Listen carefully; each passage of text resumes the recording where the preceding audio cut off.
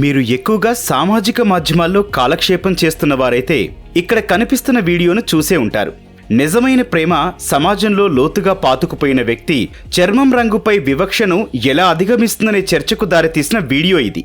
అదే సమయంలో సమాజంలో వ్యక్తుల చర్మం రంగుపై ఉన్న వివక్షను బయటపెట్టిన వీడియో కూడా ఇదే.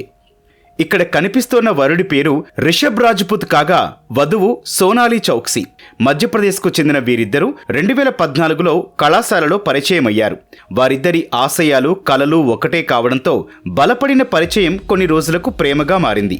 రంగు, కుటుంబ అంతస్తుల వంటి సామాజిక అంచనాలను పక్కన పెట్టి పరస్పర నమ్మకం, కుటుంబాల మద్దతుతో వివాహం చేసుకోవాలని వారిద్దరూ అప్పుడే నిర్ణయించుకున్నారు. అనుకున్నట్లే దశాబ్దం తర్వాత అంటే ఈ ఏడాది నవంబర్ 23న వారిద్దరూ వివాహ బంధంతో ఒక్కటయ్యారు. సోనాలి రిషబ్ రాజ్పుత్ పెళ్లిని రిషబ్ సోదరి తన ఫోన్లో వీడియో తీసి మిత్రులతో పంచుకుంది.